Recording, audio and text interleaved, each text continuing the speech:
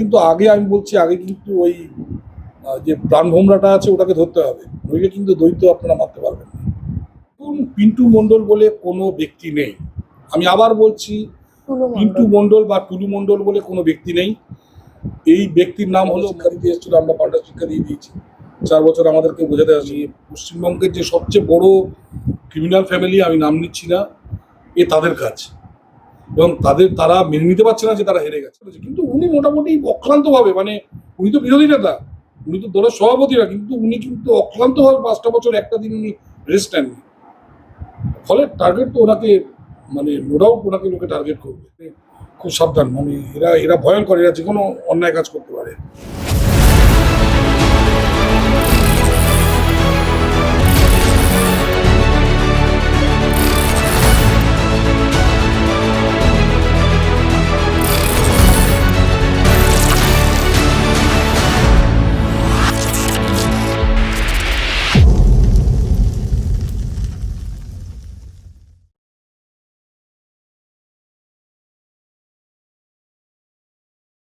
Sir, প্রথমে Bengal special নিউজে আপনাকে স্বাগত জানাই। বিরোধী দলনেতা থাকাকালীন আমরা দেখেছি যে শুভেন্দু অধিকারীর ওপর নানাভাবে হামলা করার চেষ্টা করা হয়েছে, হামলার শিকার হয়েছেন তিনি। এইবারে দেখা যাচ্ছে যে মুখ্যমন্ত্রী হওয়ার পরও তার বিরুদ্ধে বিভিন্ন হামলার ছক, গ্রেফতার হয়েছে ২২ জঙ্গি। দেখুন, ওনার প্রোটেকশন কিন্তু বাড়াতে হবে। কেন বাড়াতে হবে বলি, ঐতিহাসিকভাবে বেঙ্গল যদি ডেভেলপ করে তাহলে কিন্তু নর্থ ইন্ডিয়া ডেভেলপ করবে না, নর্থ ইস্ট ইন্ডিয়া ডেভেলপ করবে না। প্রায় গত 5 থেকে 6 দশক বেঙ্গলে কোনো রকম ডেভেলপমেন্ট হয়নি। লাস্ট পোর্ট হয়েছে 1967-এ হলদিয়া পোর্ট। তারপর এখন শুভেন্দুবাবু এসেই ঘোষণা করলেন দাদন পাত্রওয়াড়ে একটি ডিপসি পোর্ট। এই ডিপসি পোর্ট পুরো খেলা চেঞ্জ করে দেবে, পুরো ইকোনমিক খেলা চেঞ্জ করে দেবে। তার সঙ্গে উনি বেশ কিছু রেল প্রজেক্ট আনছেন, এয়ারপোর্ট প্রজেক্ট আনছেন, একটার পর একটা উনি মেট্রো রেল আনছেন, freight corridor, industrial corridor project, জিসিসির পলিসি চেঞ্জ করছেন। এর ফলে এখানে একটা মানে মানে প্রচুর একটা অ্যাক্টিভিটিস তৈরি হবে এখানে, এবং একটা বড় রকম চেঞ্জ এখানে আসবে। শুধু এখানে না, নর্থ ইন্ডিয়াতে হচ্ছে। ট্রেড কার চায়নার ট্রেড আছে, ট্রেড কার ইউএসএর ট্রেড আছে। আমি আপনাকে বলছি, একসময় বেঙ্গলের ইকোনমির উপর কিন্তু ডাচ হেজিমনি তৈরি হয়েছিল। আপনারা ডাচদের হিস্ট্রি দেখবেন 1602 সালে ব্রিটিশ হেজিমনি বেঙ্গলের উপর, তারা বেঙ্গলের ইস্ট ইন্ডিয়া কোম্পানি করেছিল তার উপর ভিত্তি করে। এটাকে প্রথমে ব্রিটিশরা, তারপর স্বাধীনতার পর এই সোকল লেফটিস্ট এবং হাফ লেফটিস্ট, অতি লেফটিস্ট, এরা শেষ করে দিয়েছে। শুভেন্দুবাবু এই ইকোসিস্টেমটা চেঞ্জ করছেন। আজকের দিনে শুভেন্দুবাবু কিন্তু টার্গেট হবেন, আমি আপনাকে বলে দিচ্ছি। শুভেন্দুবাবুর প্রোটেকশন আরও বাড়াতে হবে। শুভেন্দুবাবুকে কিন্তু এরা বিভিন্নভাবে টার্গেট করবে। যদি এরা বুঝতে পারছে না যে একটা মানুষকে মেরে তো একটা মানে তত্ত্ব বা একটা দর্শন শেষ করা যায় না তার।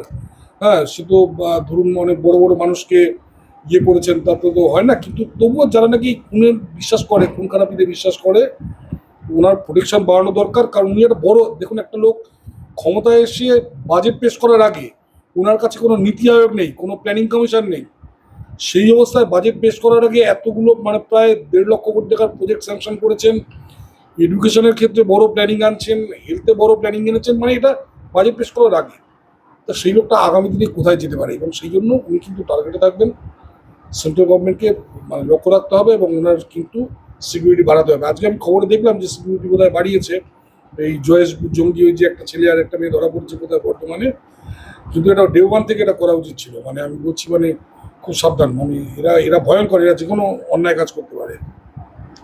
এমনকি ক্ষমতায় আসার কিছু মাসের মধ্যেই বিএসএফকে জমি দিয়ে এবং কাঁটাতার যে এরিয়া আছে সেই জায়গাগুলো, বর্ডার এরিয়াগুলো সিকিউরের ক্ষেত্রে অগ্রণী ভূমিকা নিয়েছে মুখ্যমন্ত্রী শুভেন্দু অধিকারী। তো আমরা দেখে এসেছি যে অনুপ্রবেশকারী বা অস্ত্রশস্ত্র বা কালো টাকা এইগুলো বেশিরভাগ ওই নেপাল বর্ডার দিয়েই পশ্চিমবঙ্গে ঢোকে এবং সারা দেশে ছড়িয়ে পড়ে। তো এইরকম কি কোনো কারণ থাকতে পারে এর পিছনে? দেখুন, 4-5টা লবি ওনাকে টার্গেট করবে। প্রথম হলো যে যখন নাকি উনি এই কাঁটাতার দিয়ে দিচ্ছেন, বাংলাদেশ থেকে লোক আসা বন্ধ হয়ে যাবে। ফলে এখানে ওদের যে বহুদিনের একটা ধরুন জেহাদ করার একটা পরিকল্পনা ছিল, যে জনসংখ্যা বাড়িয়ে এখানে একটা জেহাদ করবো, সেটা বন্ধ হয়ে যাবে। দ্বিতীয়ত চোরাকার বাড়িটা বন্ধ হয়ে যাবে, বহু টাকার চোরাকার বাড়ি আছে, সেটা বন্ধ হয়ে যাবে।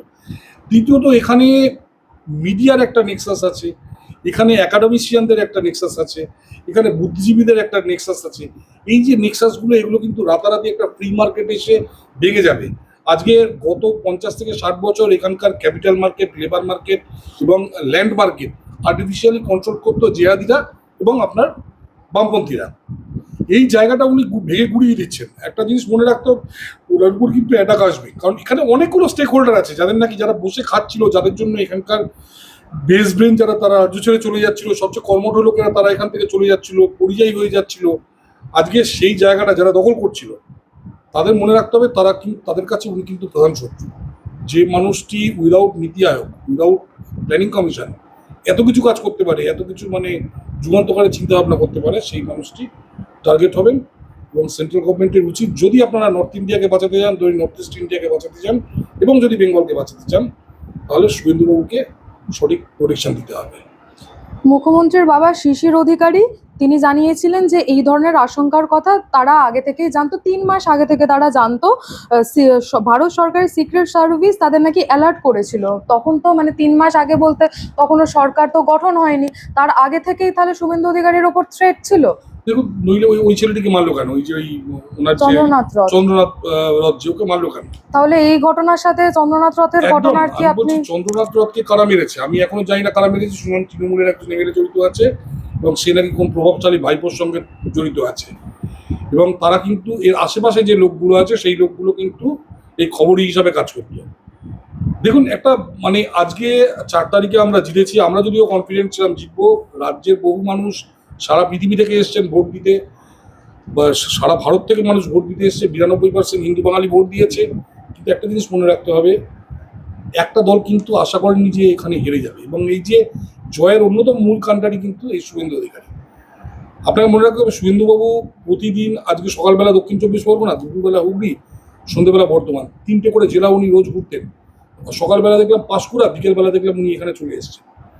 ঘটনা হচ্ছে এইরকম, এই যে মানে অক্লান্ত পরিশ্রম করতে পারা একটা লোক, তার সঙ্গে বাকিরাও খেটেছেন, বাকিরাও আরো অন্যান্য যারা লিডারশিপ, দিলীপবাবু, শ্রমিকবাবু, সুকান্তবাবু, অগ্নিমিত্রা পাল, ঠিক আছে, বাকি যারা সবাই করেছে, কিন্তু উনি মোটামুটি অক্লান্তভাবে, মানে উনি তো বিরোধী নেতা, উনি তো দলের সভাপতি না, কিন্তু উনি কিন্তু অক্লান্তভাবে 5টা বছর একটা দিন উনি রেস্ট নেননি।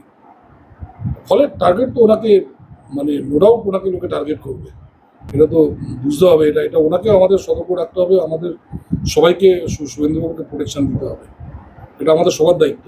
আপনি চন্দ্রনাথ রথের কথা বললেন, সেই চন্দ্রনাথ রথের যে কেস রয়েছে সেই কেসের নতুন মোড় সাগর সোনকার এবং সাহেব সোনকার, এই দুজনেই গ্রেফতার রয়েছে যারা চন্দ্রনাথ রথের ছায়া সঙ্গী ছিল। এমনকি এরা বিশেষত সাগর সোনকার, তিনি শশী পাজার একসময় ঘনিষ্ঠ ছিলেন, তার সঙ্গে ফেসবুকে ছবিও দেখা গেছে তার। আমি বলছি তো, এই কাজ মানে পশ্চিমবঙ্গের যে সবচেয়ে বড় ক্রিমিনাল ফ্যামিলি, আমি নাম নিচ্ছি না, তাদের কাজ, এবং তারা মেনে নিতে পারছে না যে তারা হেরে গেছে। তারা ভেবেছিল এখানে তারা মোটামুটি সারা জীবন চালাবে। দেখুন না, কোথাকার 2 নম্বরই ডাক্তার, সেই 2 নম্বরই ডাক্তারকে নিয়ে লোকজনকে চিকিৎসা করিয়ে বেড়াচ্ছে, কারণ সে জানে কেউ প্রতিবাদ করবে না, প্রতিবাদ করলে তাদের খুন করে দেবে। গোয়াক ডাক্তার নিয়ে গিয়ে সে, ট্রেনি ডাক্তার নিয়ে গিয়ে সে চিকিৎসা করিয়েছে গ্রামে গ্রামে, তার আবার নাম দিয়েছে, তার পিসি আবার এখানকার স্বাস্থ্যমন্ত্রী। মানে খুব সাবধান আমি করছি, মানে ইনফ্যাক্ট মানে আমরা আগে যতটা ইনসিকিউর ছিলাম, আমরা সবাই যারা ভারতীয় জনতা পার্টির সঙ্গে আছে, মানে আমাদের সবাই আজকের দিনে কিন্তু আমরা মানে মানে কেউ আমরা সিকিউর নয়, এটা কিন্তু আমাদের ভাবতে হবে।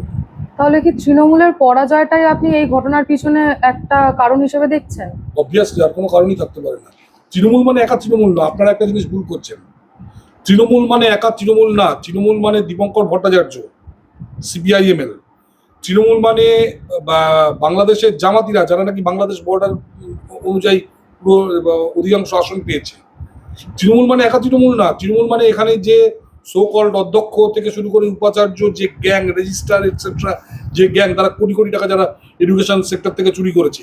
তৃণমূল মানে এই কন্ট্রাক্টররা, ঠিকাদাররা, ওই যে কি মন্ডল নামে ঘুরে বেড়াচ্ছে, সাকিবউদ্দিন নাকি নিজামুদ্দিন, এই ধরা পড়েছে, মোহাম্মদ নিজামুদ্দিন না নাকিবউদ্দিন, ওই ওখানে ধরা পড়েছে, যাকে পল্টু মন্ডল না কি মন্ডল বলে চালানো হচ্ছে। এরা সব হলো সেই ইকোসিস্টেমের অঙ্গ। ইকোসিস্টেমটা রাতারাতি ভেঙে যাবে, এরা ভাবতে পারেনি। সো তৃণমূল মানে একা তৃণমূল না, তৃণমূল মানে অনেক স্টেক হোল্ডার এখানে আছে। তৃণমূল মানে আমেরিকার, দেখছেন না, আমেরিকার ডিপ স্টেট, ওদের ফরেন সেক্রেটারি সে কলকাতায় চলে এলো মমতা ব্যানার্জি হারার পরের দিন। মমতা ব্যানার্জি বলছে আমি হারিনি, উনি ভেবেছিলেন আমেরিকার ডিপ স্টেটের ওই ওদের ফরেন সেক্রেটারি এসে বোধ হয় মমতা ব্যানার্জিকে আবার বসিয়ে দিয়ে যাবেন যে না আপনি 80টা সিট নিয়ে আপনি মুখ্যমন্ত্রী হন। তো তৃণমূল মানে একা তৃণমূল না, একটা বড় একটা নেটওয়ার্ক তৃণমূল মানে, বুঝতে হবে এটা। এই যে পাক জঙ্গি যোগে আরো একজনের নাম উঠে আসছে, তার নাম আদিত্য সিং ওরফে রাজু। সে দ্বিতীয় বর্ষের একজন পড়ুয়া বিকমের, বলতে গেলে একটা 20-22 বছরের ছেলে। তাকেই কাজে লাগিয়েছিল সেই হামিম এবং তার গার্লফ্রেন্ড অর্পিতা। তাকেই নাকি উমেশ রায় এবং তার ছেলের সমস্ত গতিবিধি তাকে লক্ষ্য করে তাকে ছবি পাঠাতে বলতো। দেখুন, আমি তো আবার বলছি, এরা খুব ভয়ঙ্কর রকমের একটা পরিকল্পনা করছে।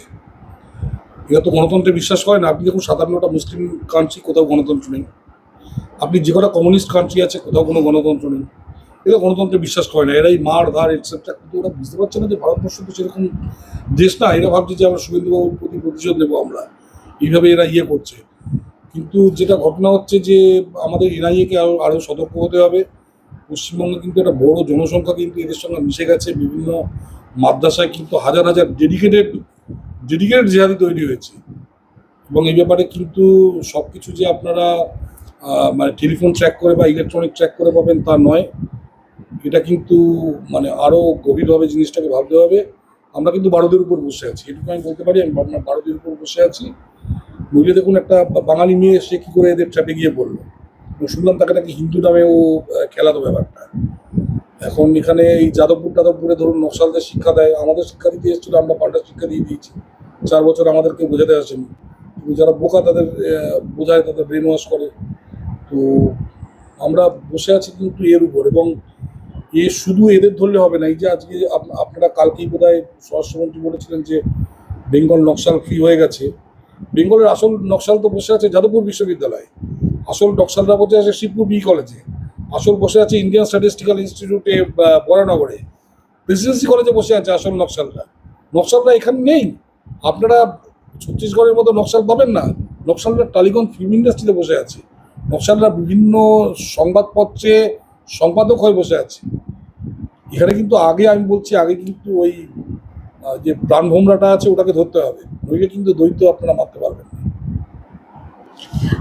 এসটিএফ এর সূত্রে এও খবর দেখা যাচ্ছে যে অর্পিতা সরকার এবং হামিমের যে চ্যাট, সেখানে শাহজাদ ভাট্টি গ্যাং অস্ত্র পাঠাবে বলে সম্মতি জানিয়েছে এবং ডিসকর্ড বলে একটি অ্যাপে তারা কথোপকথন করত।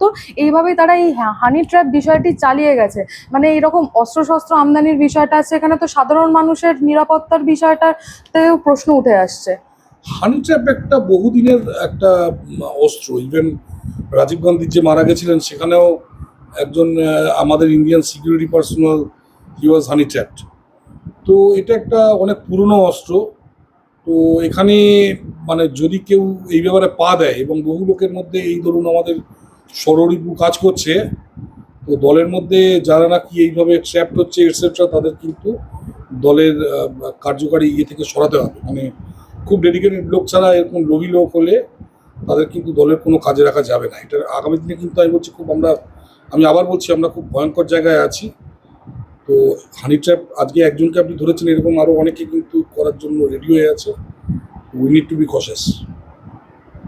আপনি কিছুক্ষণ আগে টুলু মণ্ডলের কথা বলছেন, তার অন্যতম আরেকটা কুকীর্তি উঠে এসেছে যে জমি হাতাতে জমি জিহাদ করতো। সে আদিবাসী মেয়েদের বিয়ে করে জমি দখল করত এবং বিপুল পরিমাণে জমি দখল করে রীতিমতন বিরাট সম্পত্তি বানিয়েছে এবং কেজি কেজি সোনা তার বাড়ি থেকে উদ্ধার হয়েছে। এবং মালদায় বেআইনি কাফ সিরাপ সহ সোনা উদ্ধারের ঘটনাও ঘটেছে। এবং পিন্টু সরকার, সুশান্ত হালদার, গোপাল চাকি, এই এই 3 জন গ্রেফতার অবধি হয়েছে। দিলীপ সাহার বাড়িতেই ভাড়া থাকতো এই পিন্টু সরকার। দেখুন, পিন্টু মণ্ডল বলে কোনো ব্যক্তি নেই। আমি আবার বলছি, পিন্টু মণ্ডল বা টুলু মণ্ডল বলে কোনো ব্যক্তি নেই। এই ব্যক্তির নাম হলো মোহাম্মদ নিজামুদ্দিন বা নাজিমুদ্দিন। এই ধরনের নামের একটি লোক। এবং এই যে এরা 4টে 5টা 10টা করে বিয়ে করে বেড়াচ্ছে, এই জন্যই বেঙ্গলে ইউনিফর্ম সিভিল কোড দরকার। সারা ভারতবর্ষ পাস না করুক, বেঙ্গলে অন্তত ইউনিফর্ম সিভিল কোড দরকার। কারণ বেঙ্গল কিন্তু হাতের বাইরে বেরিয়ে যাচ্ছে। এই যে আপনি একটু আগে বললেন না যে কেন শুভেন্দুবাবুর উপর টার্গেট করা হচ্ছে এটসেট্রা, কারণ শুভেন্দুবাবু কিন্তু এমন একটা দিক নেই যেখানে উনি দেখছেন না। যেমন স্বাস্থ্য দেখছেন, শিক্ষা দেখছেন, সেরকম সামাজিক ক্ষেত্রে যে ভয়ঙ্কর জায়গাগুলো আমরা যে বারুদের উপর বসে আছি, সেই বারুদকেও ওনাকে নিষ্ক্রিয় করতে হচ্ছে।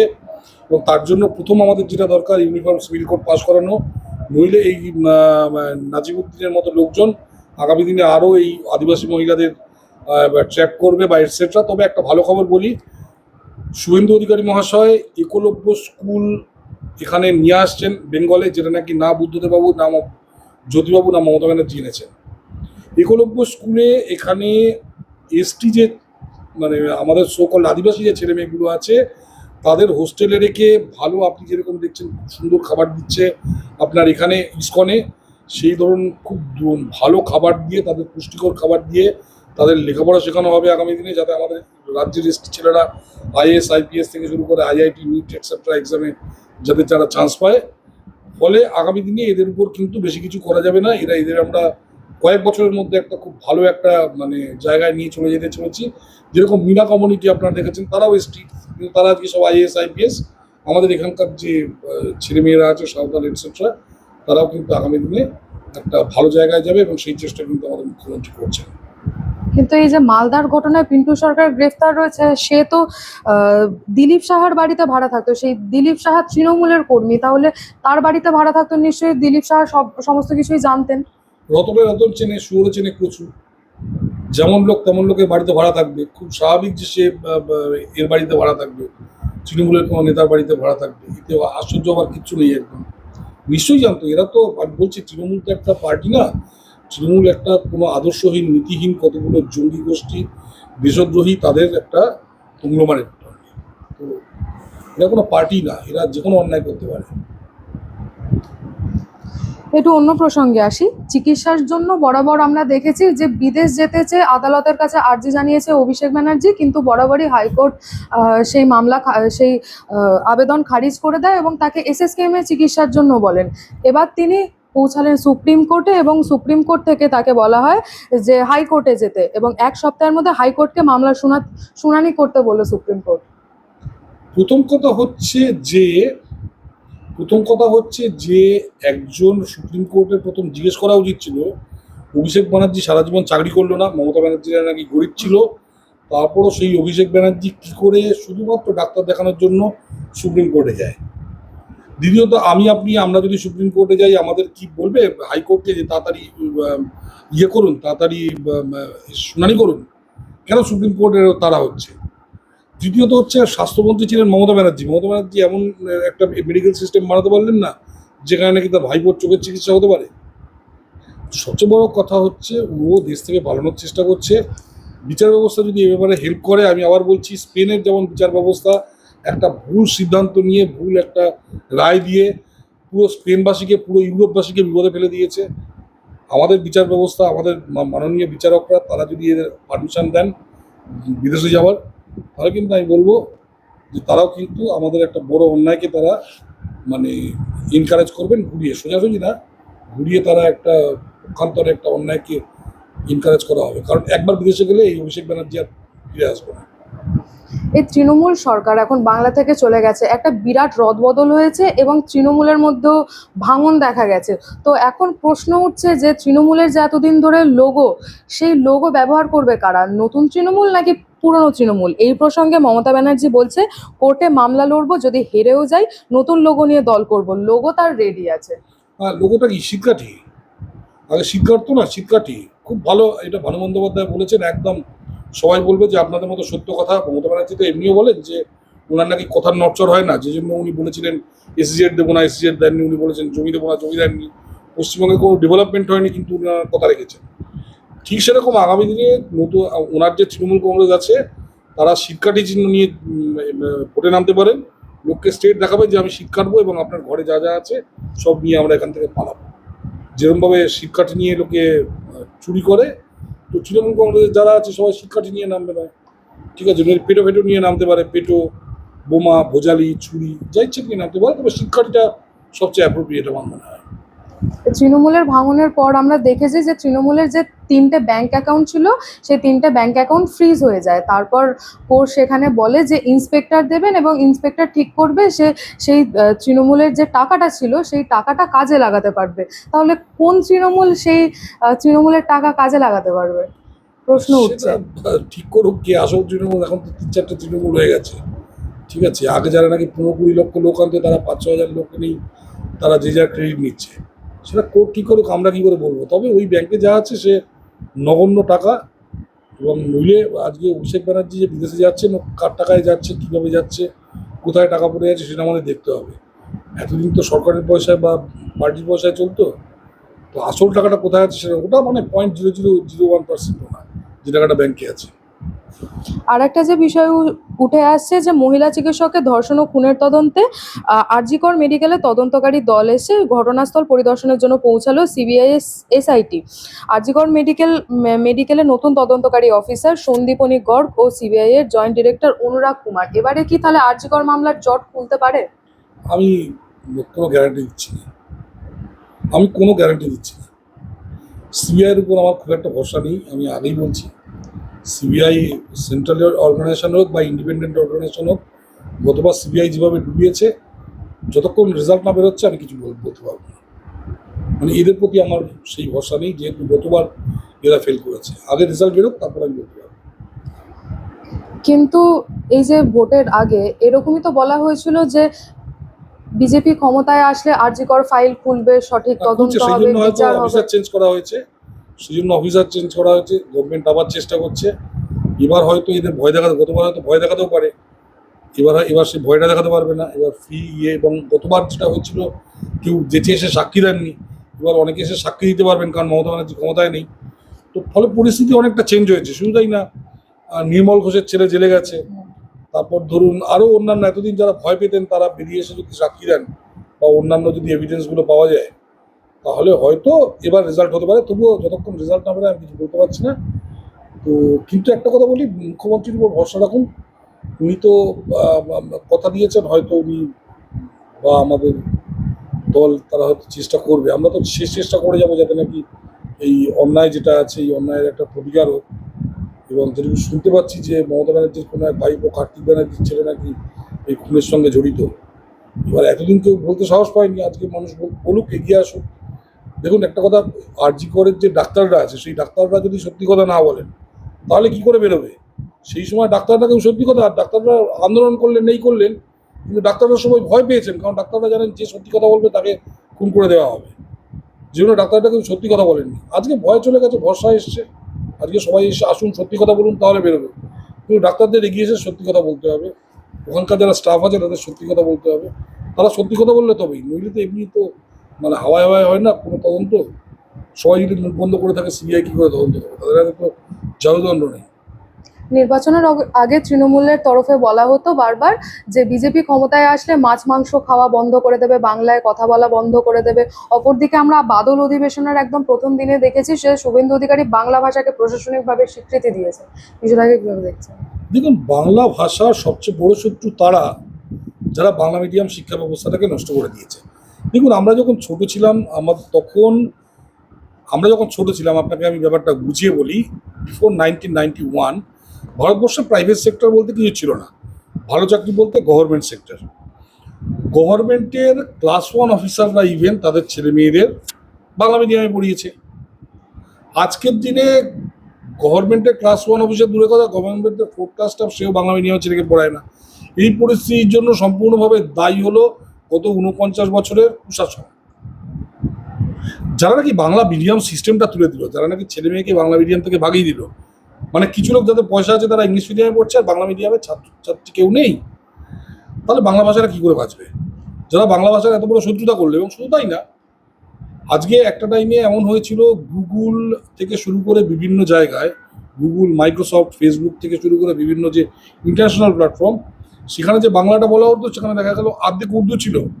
রাষ্ট্রীয় স্বয়ংসেবক সংঘ লড়াই করে, কোনো রকম নোটিশ না দিয়ে লড়াই করে লিগাল অ্যাকশন নিয়ে আজকের দিনে বাংলা বাংলাদেশ আলাদা ভাষা, বাংলা ইন্ডিয়া আলাদা ভাষা। বাংলা বাংলাদেশ মানে সেখানে একটা উর্দু চাপ আছে। বাংলা যে ভাষাটা, বাংলা ইন্ডিয়া যে ভাষাটা, সেটা হলো আমাদের বাংলা ভাষা, যেখানে সংস্কৃত এবং বাংলা ভাষা তৎসম তদ্ভব এবং বিদেশি শব্দ যেগুলো একদম অনেক আগে থেকে এসেছে, যেমন ধরুন পেন বা কলম। কিন্তু ইয়েটা নেই, মানে এটা মানে দায়িত্ব ছিল কাদের? দায়িত্ব ছিল কলকাতা বিশ্ববিদ্যালয়, দায়িত্ব ছিল যাদবপুর বিশ্ববিদ্যালয়, যাদবপুর ছিল প্রেসিডেন্সি কলেজের। তারা এই দায়িত্ব পালন করেনি, এই দায়িত্ব পালন করেছে রাষ্ট্রীয় স্বয়ংসেবক সংঘ। রাষ্ট্রীয় স্বয়ংসেবক সংঘ কোনো রকম প্রচারে বিশ্বাসী না, তারা কোনো প্রচার না করে তারা মাইক্রোসফটকে, গুগলকে, ফেসবুককে এবং টুইটারকে, বিভিন্ন যে ইন্টারন্যাশনাল প্ল্যাটফর্ম সেখানে তারা এস্টাবলিশ করেছে বাংলা উইথ আর যেটা আজকে শুভেন্দুবাবু করলেন মুখ্যমন্ত্রী হয়ে প্রথম দিন, যে বাংলা ভাষা এখানকার সরকারি ভাষা হবে, এরপরে বাংলা ভাষার চর্চা আরও বাড়বে। যে শব্দগুলো ধীরে ধীরে হারিয়ে যাচ্ছিল ওই শব্দগুলো আবার ফিরে আসবে। আজকে আমরা যখন একটা বাংলায় চিঠি লিখবো, আমরা নতুন করে বাংলা ভাষাটাকে নিয়ে ভাববো, বাংলাটা পড়াশোনা করবো, এরপরে বাংলার কালচারটা আবার ফিরে আসবে। লোকজন বাংলা নোবেল পড়বে, যেটা পড়া ভুলে গেছিল লোকজন। বাংলা নাটক দেখবে, বাংলা সিনেমা দেখবে, যেটা ভুলে গেছে। আজকে তেলেগু তামিল সিনেমা চলছে, বাংলা চলছে না কেন? কারণ বাংলাকে শেষ করে দিয়েছি, যদিও বুদ্ধদেব বলছে মমতা ব্যানার্জি। এই এই এই একটা বড়, আমি বলছি না শুভেন্দুবাবুরা তো শত্রু কেন? শুভেন্দুবাবু মানে he is not living any stone unturned এই রাজ্যটাকে ফিরিয়ে আনার জন্য। আসল নবজাগরণ এটা 1829 সালের নবজাগরণ নয়। এই নবজাগরণ 2026-এ নিয়ে এসছেন। কে নিয়ে এসছেন? আমাদের মুখ্যমন্ত্রী শুভেন্দু অধিকারী, ভারতীয় জনতা পার্টি এবং রাষ্ট্রীয় স্বয়ংসেবক সংঘ। একই সাথে সম্পর্কিত আমরা আর একটা বিষয় যেটা দেখছি, যে বিভিন্ন বাংলা মিডিয়াম যে সরকারি স্কুলগুলো, সেই স্কুলে ড্রপ আউটের সংখ্যা ছিল অত্যন্ত বেশি। বর্তমানে আমরা দেখছি যে সেই ড্রপ আউটের মধ্যে অন্যতম একটা কারণ রয়েছে যে বাচ্চাদের যে ক্ষুধা, তারা সঠিকভাবে খাবার দাবার পাচ্ছে না। যারা আর্থিকভাবে সচ্ছল তারা যাচ্ছে ইংলিশ মিডিয়ামে বা তারা প্রপার ফুড যাদের সেটা পাচ্ছে, কিন্তু সরকারি স্কুলের বিষয়টা দেখা যাচ্ছে যে বেশিরভাগ তারা মধ্যবিত্ত থেকে নিম্নবিত্ত ফ্যামিলি থেকে বিলং করে।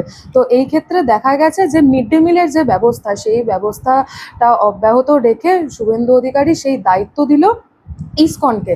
এখন কি তাহলে ওই স্কুলে যে ড্রপ আউটের মাত্রাটা সেটা কমতে পারে? কারণ এতদিন তো মিড ডে মিল চালু ছিল তৃণমূলের আমলে। আমি আপনাকে গ্যারান্টি দিচ্ছি, আপনি নেক্সট বছর মার্চে গিয়ে আপনি এনরোলমেন্ট দেখুন। এবছর এনরোলমেন্ট দেখেছেন, নেক্সট ইয়ার এনরোলমেন্ট দেখুন। খাবার দাবারের মানে কোয়ালিটি এবং কোয়ান্টিটি ভালো হলে বলে যে সে ছেলেমেয়েগুলোকে তাদের বাবা মা আজকে রাস্তায় দাঁড়িয়ে এরা বাড়ি বাসন মাজাচ্ছে, কাপড় কাচাচ্ছে বা ধরুন ঠেলাচ্ছে, তারা কিন্তু ছেলে মেয়েকে স্কুলে পাঠাবে। এবং ইসকনের খাবার মানে রীতিমতো ভালো খাবার। এটা শুধুমাত্র চাল ডাল না, এখানে দেখুন কোনোদিন ধোসা দেবে, কোনোদিন ধরুন অন্য 7 দিন 7 রকমের খাবার ওরা দেবে। ওই খাবার খেতে বাচ্চাদের স্কুলে প্রথমে নিয়ে আসা হবে। তারপর স্কুলে যে টিচার আছে, এই যে গ্রামের দিকে স্কুলে টিচার নেই, সবাই ওই উচ্চশ্রী বলে মমতা ব্যানার্জি একটা স্কিম করেছিলেন, যে আমাদের পয়সা দাও, পয়সা দিয়ে কলকাতা ট্রান্সফার নিয়ে চলে এসো। বহু টিচার আছে যারা গ্রামে 1500 ছাত্র, ওখানে কোনো টিচার নেই, পয়সা দিয়ে কলকাতায় চলে এসেছে যেখানে প্রচুর টিচার। তো এবার সেই টিচার ডিস্ট্রিবিউশনটা হবে নতুন করে টিচারদের গ্রামে পাঠানো হবে, যেখানে যেরকম ছাত্র। নেক্সট 8-9 মাস একটা সার্ভে করা হবে কোথায় কত ছাত্র আসছে, এবং তারপর নতুন সিলেবাস তৈরি করা হচ্ছে। এনইপি অনুযায়ী নতুন সিলেবাস তৈরি করা হচ্ছে, তাদের নতুন বই দেওয়া হবে, স্মার্ট ক্লাসরুম আসছে। তার সঙ্গে আমি বলছি একলব্য বিদ্যালয় তৈরি হচ্ছে শুধুমাত্র শিডিউল ট্রাইব ছেলে মেয়েদের জন্য। আজকে রাজস্থানের এসটিরা তারা আইএএস এর চাকরি পাচ্ছে, মিনাটিরা আমাদের এখানকার সাঁওতালরা পাচ্ছে না। উত্তরপ্রদেশে এবং মধ্যপ্রদেশে শিডিউল কাস্ট যে কমিউনিটি আছে, তাদের যে ছেলে মেয়ে আছে, সেই ছেলে মেয়েগুলোর জন্য আলাদা বোর্ডিং স্কুলের ব্যবস্থা করা হয়েছে। সেই ব্যবস্থা বেঙ্গলে হবে। বেঙ্গলে নবোদয় বিদ্যালয়, যেটা রাজীব গান্ধীর সময় শুরু হয়েছিল, প্রথমে জ্যোতিবাবু করলেন না, বুদ্ধবাবু করলেন না, মমতা ব্যানার্জিও জমি দিচ্ছিলেন না। নবোদয় বিদ্যালয় হবে প্রত্যেকটা ইয়েতে। আমি বলছি আপনি আর আগামী কয়েক বছরের মধ্যে সরকারি শিক্ষা ব্যবস্থায় একটা অভূতপূর্ব পরিবর্তন দেখবেন। আর এই পরিবর্তনটা আসতে হবে, কারণ 2034-এর মধ্যে, আমি আপনাকে আগেও বলেছি আজও বলছি, আপনারা একটা নতুন বেঙ্গল দেখতে পাবেন। যেহেতু এই পোর্ট আসছে, এর সঙ্গে যে বিভিন্ন ইনফ্রাস্ট্রাকচার আসছে, বিভিন্ন ইন্ডাস্ট্রি আসছে, বেঙ্গলে একটা বড় ডেভেলপমেন্ট। এই সময় আমাদের ছেলেমেয়েরা যদি মানে পড়াশোনা না করে, তাহলে বাইরের লোকেরা এসে চাকরি করবে, আমাদের লোকেরা তাদের বাড়িতে গিয়ে বাসন না দেবে, কাপড় কাচবে। সেই জন্য লেখাপড়া শেখাটা দরকার। তাই এডুকেশন সিস্টেমটাকে ফিরিয়ে আনছেন আমাদের শ্রদ্ধেয় মুখ্যমন্ত্রী শুভেন্দু অধিকারী মহাশয়। অসংখ্য ধন্যবাদ।